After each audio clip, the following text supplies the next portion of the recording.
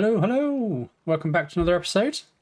Now, to start off this episode, the keen-eyed of you may notice that we have finished decorating the Iron Golem farm. I don't particularly know why I've gone with sand. I was just kind of thinking maybe we'll do a different sort of biome on each platform, just so we can practice with different block colours, block palettes, types, whatever. And actually, I quite like these palm trees. I've also done this kind of bleed effect into the stairs so that this will be quartz and it kind of works in slowly. So here we've got some palm trees. Here we've gone for a kind of crossed over palm tree, as you can pretty much, well, hopefully see. They're at different heights because, you know, no two trees are generally kind of the same. And then we've got this one over here, which is just drooping down. And the idea then is to kind of put a little kind of archway over the path, over the walkway. So I'm actually really happy with these. These turned out to look exactly as I imagined. I think they've come off well. And next step, in fact, this is not the next step. Next step is if you look down here, you may notice that I've got some sort of villager infestation. Lots of villagers down here, not really doing anything. I don't know how they're even getting down here because this is all blocked off up here. I think they may be kind of glitching through the walls or something. We've got one mason to give us quartz. I've decided that I've done kind of these two here. So on this side we've got plain quartz with a plain quartz roof. And on this side we've got quartz with red nether brick. And I think I've decided that I just like the plain quartz. So I think what I'm going to do is I'm going to replace these with just the quartz. We're going to put these villagers into a trading hall, which we've started laying out up here. This is going to be, again, it's going to be a lot of quartz, which we're going to have a lot of masons to provide us. So the plan is we're going to have 6. So each one of these are kind of the section of the trading hall. So the front bit here we can be where the villagers are, and the back bit is going to be where the zombie is. And then what we're going to do is we're going to have all the enchants in the game. So all the enchants will take this bit, this bit, this bit, this bit, this bit, and this bit, I believe. So that's a lot of enchants. It doesn't leave us a lot of room left. This bit is going to be the masons because, you know, looking at this base, we've already got a high need for quartz. We need a high supply of it. This bit round here is going to be 4 farmers and 2 clerics because we have loads of zombie flesh we can trade. And once we get some farms in, we'll have some villager automated crop farms. So we can trade those for emeralds. The villagers, the masons here, if we look at this guy, they will trade stone for emeralds. I believe there are other masons as well that will trade things like diorite, granite, and andesite. So we'll get a mixture in, and then as you can see here, we've got a block of quartz for 1 emerald, which is quite amazing. This locks out after 16 trades, and this locks out after 12. So every trade we do, we get a profit in emeralds. However, we're running out of stone. I mean, stone is not difficult to get, right? There's a mine down there. I'll just go down there and, you know, fill up a couple of shulker boxes, get some diamonds out of it as I go. So yeah, that is the plan. The design of this trading hall is entirely wood. There's not a single piece of redstone in the entire design. So we'll have a villager on 2 carpets, as you know, with their workstation here. Next to them, they'll have a wooden trapdoor to keep them in their place. Behind them, we'll have a wooden trapdoor to keep them in their place. And then back here, we will have a zombie that it can only do this. And by opening the trapdoor here, it opens the line of sight for the zombie. So the zombie attacks the villager, converts him over, we cure him out. Bob's your uncle. We have cheap trades. And here we are with the first part of the trading hall done. This has decimated my quartz supply which is why it's so important to get the masons in first. So the idea is here, the dirt here will be the crafting station. So the villagers will be here on this double carpet, because as you know, once they're on double carpet, they can't do anything or go anywhere. So they'll have their crafting station there, and that's what they can do. So they'll restock quite happily, and hopefully with 6 masons, quartz won't be a problem anymore. So then the idea is back here, if I close this for a second, because the doors are closed, the zombies cannot see the villagers to attack them. Which means when we want to convert them, you have your villager here.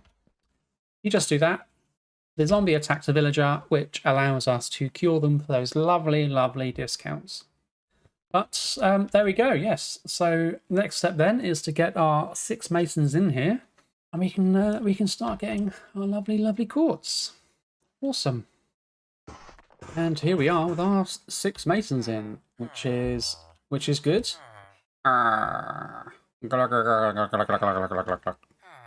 That's my impression of a drowning thing. Terrible. So while I was doing my thing, someone asked me to come and pick up their stuff over at the Big Dig. So I thought I'd give you a little update on how we're doing here. I mean, look at this. I was only here a few days ago, and we were nowhere near this dugout, which just goes to show what can happen when like a whole community just comes together and works on something. Because as I mentioned before, this dig is 128 blocks in each direction from this central witch hut. Now we need to make a mob spawner and lure in a zombie. Right, so zombie spawning room number 1,000,000 after the fun we had with the iron farm. And there we go. We have a zombie in the back.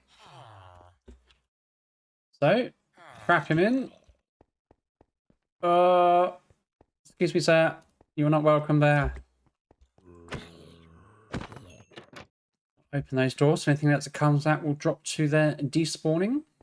And if I give you this thing, he should pick up that sword. He did pick up that sword. And then, if I do this... What about this guy? Come and hit this guy. Come on, hit him. Hit him. I don't know if he's locked onto me, so I'm just going to hide around the corner. Oh, right. Nervous. So, if I throw at you, and I throw at you, and then I go... Right, that's done. That is done. Come on, come on. Let's see the goodies. Do a little dance, show a little love. Get down tonight, down tonight. Oh, why not down to 1? Do I trade with what they are now? So I now have the question of whether I want to just do it again. Do I keep curing down to 1? I think I should. Haven't got our first guy that's turned back. Let's have a look. Still 4 and 14. Not going down. I may do another round just to try and see. In fact, I remember someone saying that it takes 5 cures to get them all down to 1 and to stay there permanently. So I may do that, but to do that I need a lot more gold. I cannot afford to do any more. Right, so here we go for round 3, and then after this round, I need to go gold mining because I literally have no gold left. Now what I'd like to try this time is, the last time I had this design, 1 smash potion would not reach 6 villagers. It would only reach 5, which is why in the last couple of clips, I was using 2 potions. In my testing realm just now, 1 potion did reach 6, so, you know, in the obvious interest of saving resources, I'm going to try that. So let's have a look. I do have backup potions if they don't reach. Here we go.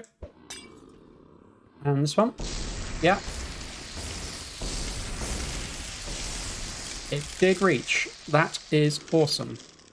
Right, so let's wait for them to cure up, and we'll see what discounts we get. Right, let's have a look. Still 4 and 14. I have a feeling these guys don't reduce anymore. So I have started trading these guys up. And let's have a look and see what we get. We get nothing from this guy. Nothing from this guy. Ooh, this guy will take granite and diorite. That is good.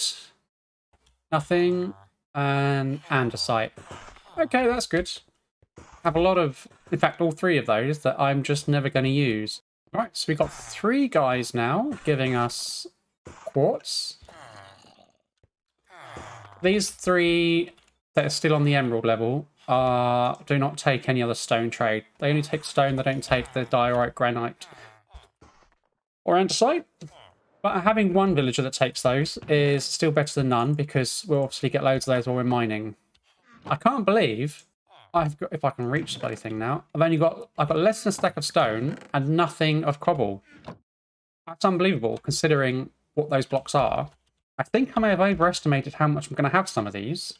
Definitely getting rid of all the diorite, granite, and andesite at the traders. Probably most of the stone as well. We are back. We've got all 4 halls built. Obviously, there's nobody in these ones yet. We've only got the masons in. Oh, I also found out between the last clip and this one that because we are on paper server, which you can see in the top left there, villagers will only discount once. So before, where we were curing these guys over and over again, in fact, they've gone up now. They've gone from 14 to 15. So where we were curing these guys to try and get them down to 1 stone, that is just not going to happen. 1 cure discount is all you get. So 14 and 9 and 9 are the best we're going to do.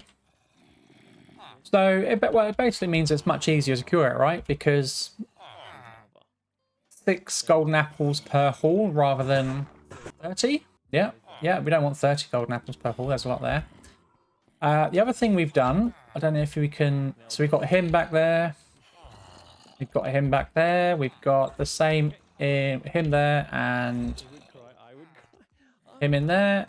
Same in all 4 halls. These guys I've just done. So I thought I'd take a little break in building the trading hall and do a little bit of mining. And I was thinking to myself, I'll get some stone, I'll get a bit of diorite, a bit of andesite, you know, a bit of granite. And yeah, all the stone I get and all the other rocks I get, I can trade in for some emeralds. Little did I know that these veins are absolutely massive. Like, this is the start of my tunnel here. I mean, literally that torch, well, not much torch, but that light block there is kind of where I started. So I've barely gone anywhere, and this whole cavern is just diorite and granite. I mean, look at this. This is how much stone I've mined, and this is how much diorite I've mined. So, yeah, I guess, well, it's all emeralds, isn't it? That's why I came down here. Get some emeralds, get some quartz, build the base. Yeah, nice. So this idea I've had may be a bit, I don't know, this... I mean, since the last clip, I've come that far. Literally, I've only got a stack of stone and 6, and I've got all these other materials. I think what I may have to do is just say a shulker box of each material so that I don't spend all day just mining out these massive chunks to get these random rocks. I think getting a full shulker box of each one is probably a good way to go, just to limit myself. I've got a lot of diorite already, so it means eventually I can stop mining for diorite, which will be nice because it's a horrible block. But they do make good emeralds. Yes, quite. So I think I may leave this extra mining to when I have a beacon, and I mean, I haven't even taken out this wall, but this little section coming in here. I mean, look at all this materials. I've literally just thrown everything into my ender chest. And I've come up round here, ignore these because there's a ravine on the other side of that wall. I've dug out a lot of andesite already and then come around here as well. And this was all andesite, diorite, granite. So if I want to get any kind of, well, I mean, I suppose I am down here for these rocks. So I mean, look at them all. There's so many of them.